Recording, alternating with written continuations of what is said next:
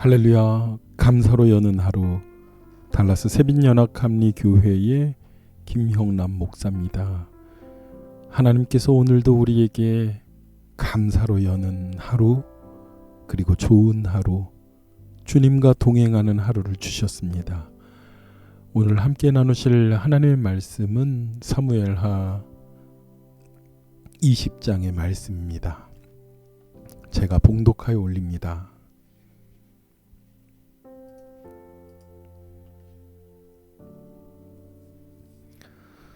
그 즈음에 불량배 한 사람이 그곳이 있었는데 그 이름은 세바였다. 그는 비그리의 아들로서 베냐민 사람이었다. 그는 나팔을 불면서 이렇게 외쳤다. 우리가 다윗에게 얻을 몫은 아무것도 없다. 우리가 이새의 아들에게 물려받을 유산은 아무것도 없다. 그러니 이스라엘 사람들아, 모두들 자기의 집으로 돌아가자. 이 말을 들은 온 이스라엘 사람은 다윗을 버리고 비그리의 아들 세바를 따라갔다. 그러나 유다 사람은 요단강에서 예루살렘에 이르기까지 줄곧 자기들의 왕을 따랐다. 다윗은 예루살렘의 왕궁으로 돌아온 뒤에 예전에 왕궁을 지키라고 남겨둔 후궁 10명을 붙잡아서 방에 가두고 감시병을 두었다. 왕이 그들에게 먹을 것만 주고 더 이상 그들과 잠자리를 함께하지 않았으므로 그들은 죽을 때까지 갇혀서 쇳갑으로 지냈다. 왕이 아마사에게 명령하였다. 그대는 유대 사람을 사흘 안에 모아 나에게 데려오고 그대도 함께 오시오. 아마사가 유대 사람을 모으러 갔으나 왕이 그에게 정하여 준 기간을 넘겼다. 그래서 다윗은 아비새에게 명령하였다. 이제 비그리의 아들 세바가 압살롬보다 더 우리를 해롭게 할 것이오. 그러므로 장군은 나의 부하들을 데리고 그를 쫓아가시오. 혹시라도 그가 잘 요새화된 성읍들을 발견하면 그리로 피하면 우리가 찾지 못할까 염려되오. 그래서 요압의 부하들과 그렛 사람과 블레셋과 모든 용사가 비그리의 아들 세바를 쫓아가 가려고 아비새를 따라 예루살렘 밖으로 나갔다. 그들이 기브온의 큰 바위 곁에 이르렀을 때 아마사가 그들의 앞으로 다가왔다. 요압은 군복을 입고 허리에 띠를 띠고 있었는데 거기에는 칼집이 달려있고 그 칼집에는 칼이 들어있었다. 요압이 나아갈 때에 칼이 빠져나와 있었다. 요압은 아마사에게 형님 평안하시오 하고 말하면서 오른손으로 아마사의 턱수염을 붙잡고 입을 맞추었다. 요압이 다른 손으로는 칼을 빼어 잡았는데 아마사는 그것을 눈치채지 못하였다. 요압이 그 칼로 아마사의 배를 찔러서 그의 창자가 땅바닥에 쏟아지게 하니 다시 치를 필요도 없이 아마사가 죽었다. 그런 다음에 요압은 자기 동생 아비새와 함께 비그리의 아들 세바를 뒤쫓아갔다. 그때 요압의 부하 한 사람이 아마사의 죽음 곁에 서서 외쳤다. 요압을 지지하는 사람과 다윗 쪽에 선 사람은 요압 장군을 따르시오.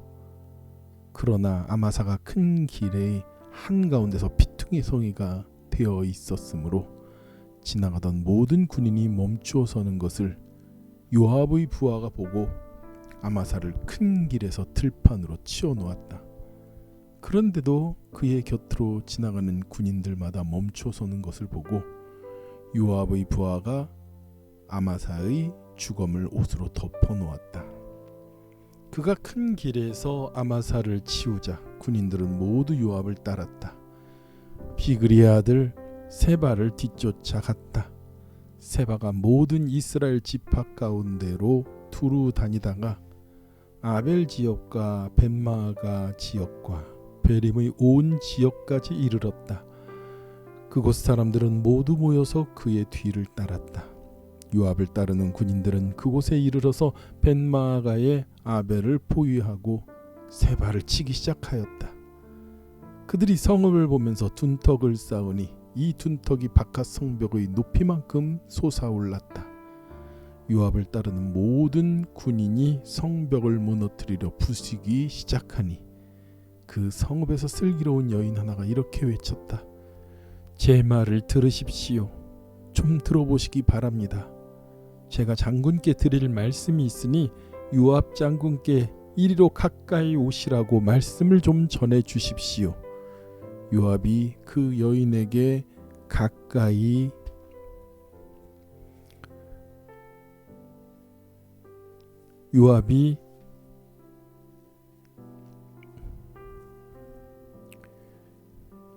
요압 장군께 이리로 가까이 오라고 말씀을 전해 주십시오.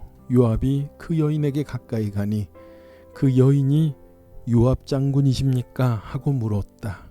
요압이 그렇소 하고 대답하니 그 여인이 요압에게 이 여종의 말을 좀 들어보시기 바랍니다 하였다. 요압이 말하였다. 어서 말하여 보시오. 그 여인이 말하였다.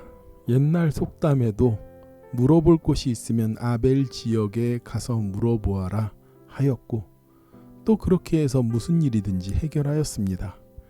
저는 이스라엘에서 평화롭고 충실하게 사는 사람들 가운데 하나입니다. 그런데 장군께서는 지금 이스라엘에서 어머니 같은 성읍 하나를 멸망시키려고 애쓰십니다. 왜 주께서 주신 유산을 삼키려고 하십니까? 요압이 대답하였다. 나는 절대로 그러려는 것이 아니오. 정말로 그렇지가 않소. 나는 삼키거나 멸망시키려는 것이 아니오.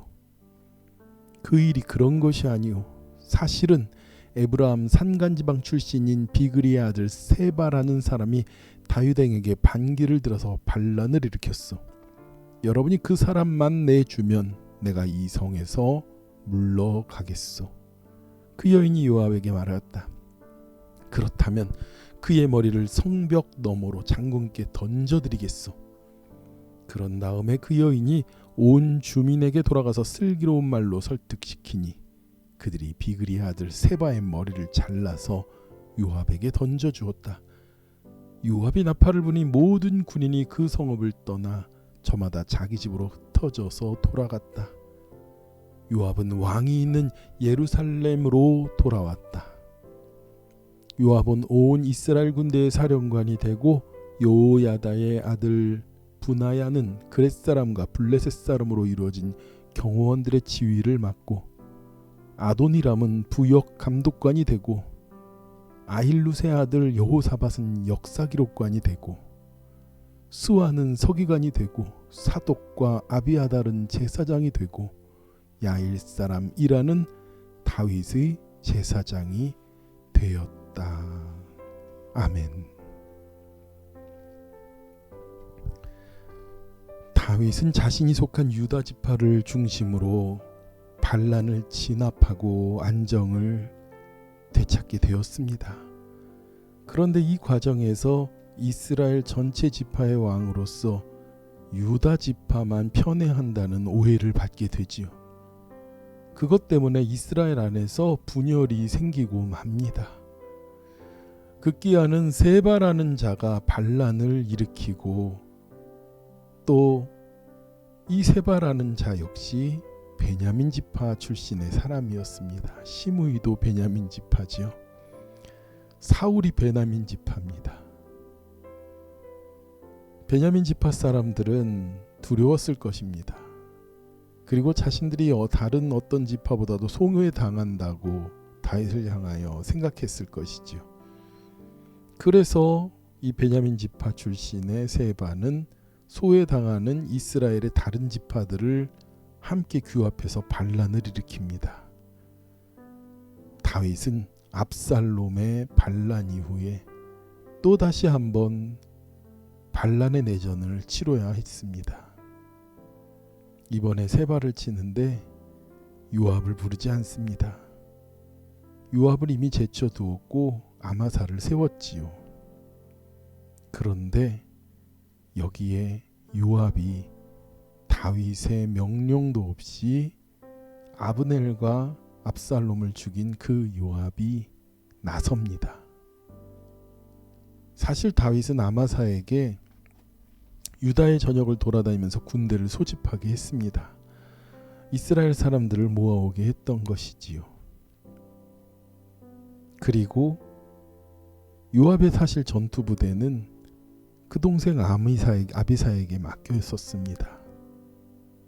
그런데 이 요압이 다윗의 명령도 없이 그 아마사를 잔인하게 죽여버립니다. 그리고 그 반란을 일으켰던 세바를 추격을 합니다. 요압이 왜 다윗 왕의 권위가 있는데 이러한 일을 저질렀을까요?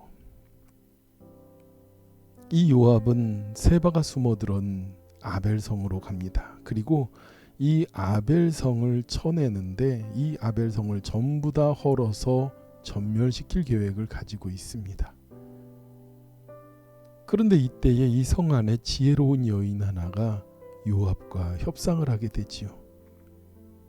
그리고 이 지혜로운 여인의 협상이 백성들을 설득하고 그 세바 한 사람의 목을 잘라서 내어줍니다. 그래서 성과 성내에 있는 모든 사람을 살리는 지혜를 보이지요. 아벨성의 사람들은 지혜로워서 이스라엘 가운데 어머니 같은 성으로 간주되었던 것입니다. 그래서 많은 사람들이 지혜와 충고를 얻으려고 아벨성을 찾았다고 해요. 자칫하면 이 세바의 반란으로 인해서 이 성이 다 멸할 수도 있는데 이 여인의 지혜가 성과 성의 모든 사람들을 살린 것입니다. 그리고 오늘 본문에 다시 회복된 다윗의 왕국에 새 관리들을 임명하고 있습니다. 요압은 왕의 허락 없이 마치 요압도 왕에게 반기를 들은 자나 마찬가지죠. 그러나 그는 다시 군대 장관의 자리를 얻게 됩니다. 이제 요압의 힘이요 다윗으로서도 업저할 수 없을 만큼 커지게 된 것입니다. 압살론의 반란에 이어서 세바의 반란이 그렇게 다시 한번 이뤄지고 이스라엘은 여전히 그런 반란 가운데 소용돌이에 빠지고 말았습니다. 때로는 하나님께서 우리를 구원하시고 나서셔도 계속되는 삶의 고난, 마치 다윗에게 닥쳐온 끊임없이 이어오는 반란과 같은 일들이 일어납니다. 그러나 사랑하는 우리 새벽교회 성도님, 우리에게 일어나는 고난은 꼭 죄의 결과만은 아닐 때가 있습니다. 이 고난이 하나님께서 우리를 위하여 준비하신 선하신 목적과 그리고 또 때로는 하나님의 사랑하는 자녀를 징계하는 손길이기도 하고 그것을 통하여 기도하고 욥의 경우처럼 하나님께 영광을 나타내는 고난이 될 수도 있습니다. 어떤 것으로든 사실 우리에게 고난은 달갑지 않죠. 모든 고난은 우리에게 없었으면 좋겠는데 성경은 우리에게 말합니다. 고난 당하는 것이 유익이라고요. 왜 그렇습니까? 그런 모든 고난 가운데 하나님은 우리를 겸손하게 하고 그런 고난 당하는 순간뿐만 아니라 인생을 살아가는 동안에 계속해서 하나님이 우리를 끊임없이 붙잡아 주시고 구원해 주시는 것을 우리는 그 가운데 발견할 수 있습니다. 그러니 아버지 하나님께서 우리를 구원으로 붙잡아 주시는 것은 우리가 무언가를 잘해서 우리가 무슨 공로가 있어서 주어지는 것이 아니라 전적으로 아버지 하나님의 은혜에 의해서 주어진다는 사실을 여러분 놓치지 마시기 바랍니다. 그것이 아버지 하나님의 방법인 것 같습니다. 분명한 것은 하나님의 자녀는 안전하다는 것입니다. 고난 가운데서도 하나님께서 우리를 분명하게 확실하게 지키시기 때문입니다. 하나님을 사랑하는 자 곧 그 뜻대로 부르심을 입은 자들에게 모든 것이 합력하여 선을 이룬다고 우리에게 약속해 주셨잖아요. 오늘 한 여인의 지혜로운 분별로 그리고 그 결정으로 자칫하면 다 멸망하여 죽을 수 있는 성을 살렸습니다. 생명을 살리는 선악간의 분별함, 그 분별함이 우리에게 필요한 시대입니다. 우리에게도 멸망을 당할 수 있는 도성을 살릴 수 있는 그런 귀한 지혜로 살아가는 저와 여러분이 되기를 축원합니다. 기도하겠습니다. 하나님, 우리의 삶에 끝없이 다가오는 고난이, 이 어려움이 우리의 잘못함과 연약함으로 빚어지는 것들이 많겠지만 그럼에도 불구하고 하나님께서 우리의 수치와 연약함을 덮기 위한 우리를 향한 아버지 하나님의 연단의 도구로 사용되어 주심을 감사합니다. 모든 상황 속에서 우리가 아버지 하나님을 찬양하도록 이끌어 주시는 주님, 그 주님의 선하신 손길을 의지하며 살아갑니다. 더욱더 아버지 하나님의 은혜를 구하며 믿음으로 담대하게 살아가기 원합니다. 악하고 어지러운 시대를 분별하는 지혜를 우리에게 주셔서 생명을 살리는 삶, 그리고 잃어버린 영혼과 죄인을 구원하는 축복의 통로로 오늘 우리가 되도록 인도하여 주시옵소서. 예수님의 거룩한 이름으로 기도드렸사옵나이다. 아멘. 여전히 우리에게 기도할 많은 제목들이 있습니다. 어제도 우리가 함께 중보기도 제목을 나누었지요. 사랑하는 우리 성도들 한 분 한 분을 기억하며 기도해 주시기 바랍니다. 육신의 연약한 분들, 또 마음이 아픈 주님의 자녀들, 그리고 삶의 비전과 어려움 가운데 고군분투하는 아버지 하나님의 사랑하는 새빛교회 모든 자녀들을 위하여 기도하겠습니다. 기도합니다.